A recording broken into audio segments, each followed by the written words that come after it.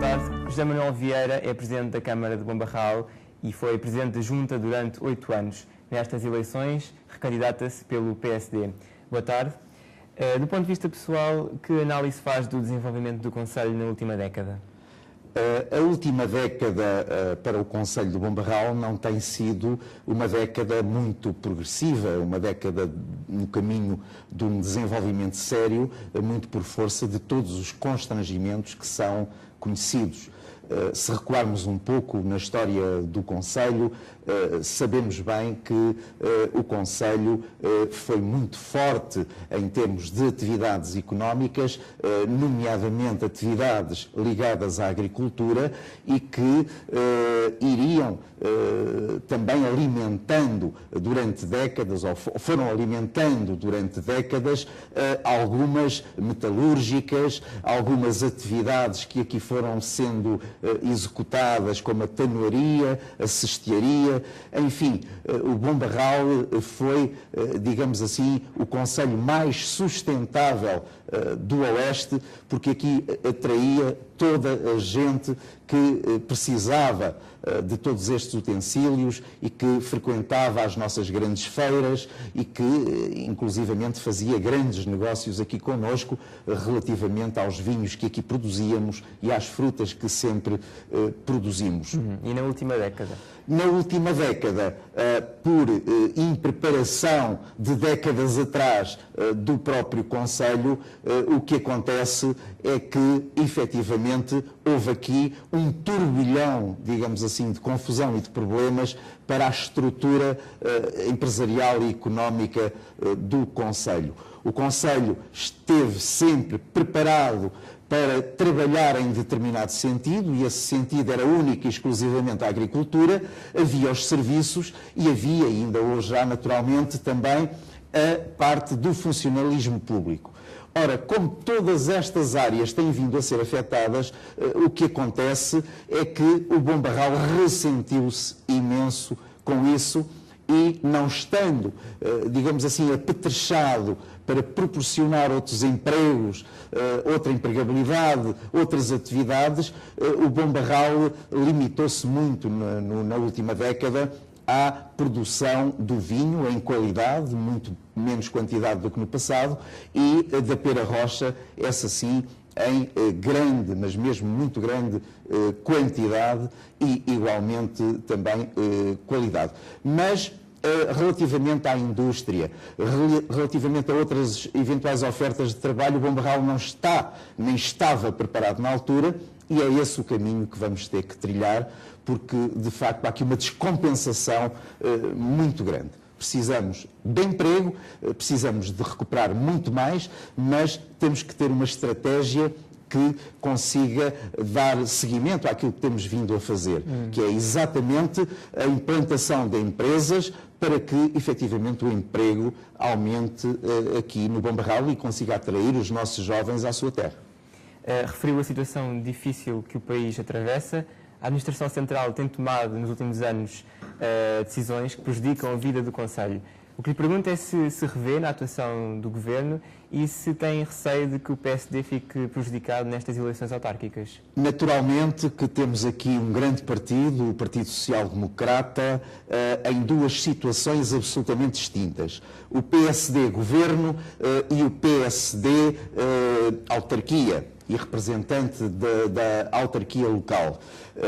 Tivemos muitas, mas mesmo muitas situações em que não houve entendimento entre a autarquia e o governo, houve, portanto, aqui bastantes diferenças. Já lá vamos a elas. Efetivamente que o Governo tem que desempenhar o seu papel, mas a autarquia tem que fazer também o seu. E o papel de uma autarquia é justamente defender os seus munícipes, defender a população relativamente ao direito ao acesso à justiça, à saúde, à habitação, ao emprego, enfim, direitos iguais para todos, e de facto o Governo, por estar envolvido numa situação em que o país atravessa das maiores crises de sempre, o Governo tem tomado medidas com as quais não temos comungado, com as quais não temos estado de acordo. De qualquer das formas, Eu, numa e noutra altura, e isso saiu nos jornais, fui crítico do próprio governo, como é conhecido, porque temos que ser assim, temos que defender, digamos assim, os interesses a que temos competência para defender, ou que fomos, enfim, indicados para defender. Aqui os interesses são os interesses da população do nosso concelho, do Concelho do Bom Barral, os interesses do desenvolvimento desta terra, e isso estou de consciência tranquila que os defendi e bem. Portanto, são planos diferentes, os eleitores vão saber distinguir? Eu penso que sim, tem-me chegado de facto essa nota de que os eleitores vão saber distinguir e não vão, enfim, penalizar as pessoas locais, exatamente porque existe um governo que teve de tomar determinado caminho e que, efetivamente, colide um pouco com algumas das expectativas que as pessoas tinham relativamente a essa matéria. Do ponto de vista pessoal, qual é o balanço que faz deste primeiro mandato como Presidente da Câmara? Correspondeu às suas expectativas? O balanço, num cenário que acabei de descrever e que foi um cenário muito constrangedor, um cenário de uma profunda crise, e face também a todos os compromissos herdados, herdámos algumas contas para pagar, herdámos uma forte dívida, herdámos situações que a Câmara Municipal, como pessoa de bem, teria que cumprir mais tarde ou mais cedo. Nós optámos para cumprir com essas situações mais cedo. E isto porque também a situação tem vindo a obrigar, a lei, a regulamentação, as legislações em geral têm vindo a obrigar a que os municípios tenham uma forte contenção, e daí que nos preocupa desde o início exatamente a regularização das contas municipais.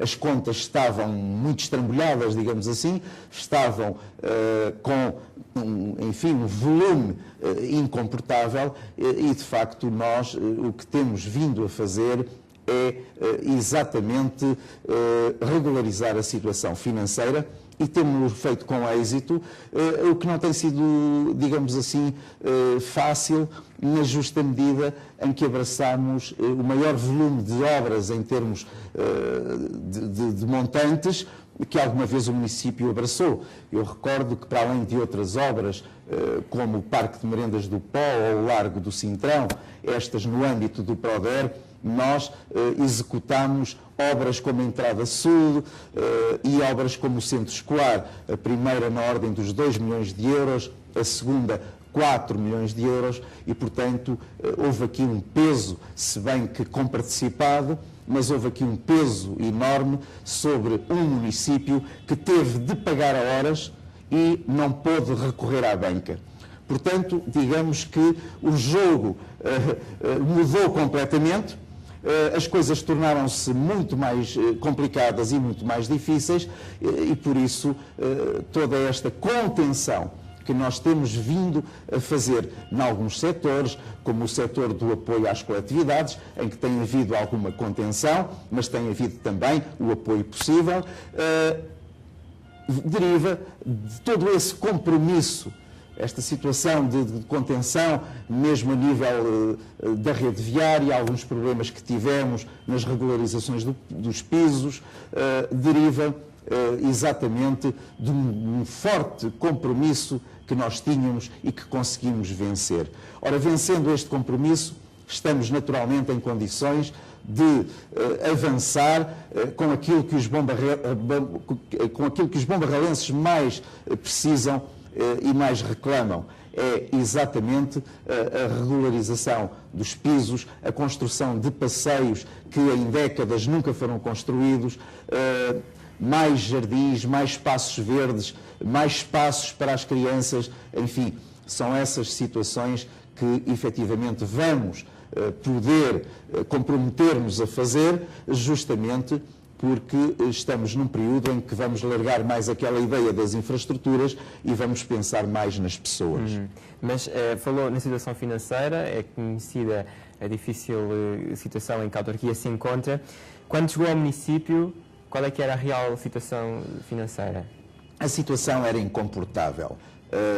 Não temos dúvida nenhuma que na situação em que estávamos, ou seja, tínhamos sempre uma despesa superior à receita. Portanto, estávamos sempre em déficit. O que se impunha aqui era equilibrar a despesa com a receita. E isso, naturalmente, traz alguns dissabores. E traz alguns problemas que afetam toda a gente. Afetam, a começar, naturalmente, por todos os bombarralenses, que são afetados com medidas que temos que tomar para regularizar as contas, mas também afeta os funcionários, porque mexe com a empregabilidade. Mas o Presidente não conhecia essa situação quando... Conhecia perfeitamente. Eu conhecia essa situação. O que eu não conhecia, porque não tenho o poder da adivinhação, embora já se desenhasse um cenário de crise, o que eu não conhecia é que vinham sobre as autarquias, sobre as famílias, sobre todos nós, medidas constrangedoras, medidas exatamente muito fortes, e aí é que a herança foi mais pesada. Se por um lado tínhamos o endividamento que nos afligia, mas que sabíamos que íamos atacá-lo de determinada maneira, por outro lado, vem, de facto, uma série de leis, uma série de regulamentações que dizem: meus senhores, os senhores não podem ir à banca como iam habitualmente, porque este município viveu sempre com o recurso à banca, o que é natural, até nas famílias, é natural, desde que haja capacidade para isso, recorrer-se à banca.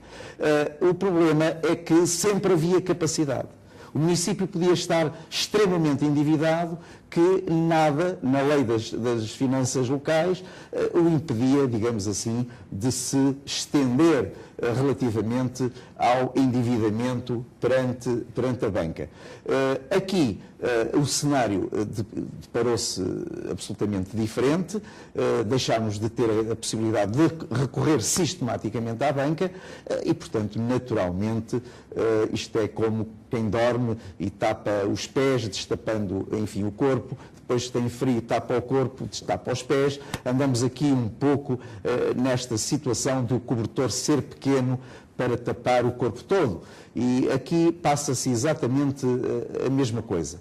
Agora, o que eu sinto é que, com este esforço que nós impusemos aos bombarralenses, nomeadamente, não permitindo, enfim, melhores condições durante este tempo, ou pelo menos as condições que nós gostaríamos de ter permitido aos bombarralenses, não conseguimos essa situação, mas conseguimos uma outra que, para mim, acho que é mais importante. Nós ultrapassamos a crise da autarquia, regularizámos as finanças e, de facto, conseguimos sobrepor-nos a estes cortes orçamentais, uma vez que recuperámos o suficiente para o município, enfim, respirar alguma saúde financeira e estar em condições, isso sim, de dar melhores condições, quer nas tarifas da água, quer nos impostos. É evidente que tudo isso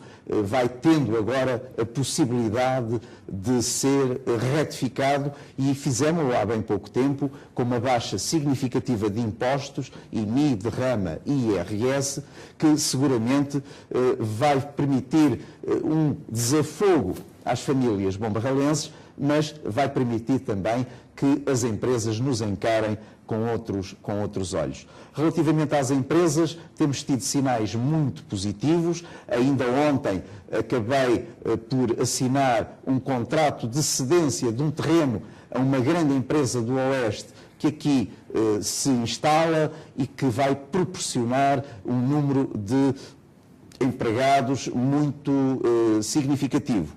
Postos de trabalho é o que se precisa e temos, de facto, vindo a instalar algumas empresas no Bom Barral, não com os números que gostaríamos de ver, mas com um número de postos de trabalho muito considerável. Refiro-me... Presidente, antes de aprofundarmos essa questão, só para terminarmos o ponto da sustentabilidade das contas, hoje em dia a Câmara já tem um sistema financeiro sustentável, pode assegurar isso? A Câmara desde 2009 a esta parte, tinha um volume incomportável relativamente a fundos disponíveis. E, como sabe, houve uma lei, a Lei dos Fundos Disponíveis, que enquanto a Câmara não tiver fundos disponíveis, não pode ir para além daquilo que é básico, para além daquilo que é estritamente necessário para o funcionamento da Câmara. Isso retirou-nos, naturalmente, todo o poder de criatividade para fazer mais e melhor, retirou-nos também a capacidade, retirou-nos a possibilidade de irem ao encontro daquilo que foi o nosso compromisso sério em 2009 com a população do Bom Barral. O endividamento está controlado hoje. Perceberam isso, o endividamento está em fase de consolidação final, queremos fazer a consolidação final, porquanto de 7, 8, 9 milhões nós conseguimos reduzir a questão dos fundos disponíveis para 2 milhões. 2 milhões, uma situação que está perfeitamente controlável e que falta só um esforço, um exercício final para efetivamente consolidarmos esse problema dos fundos disponíveis.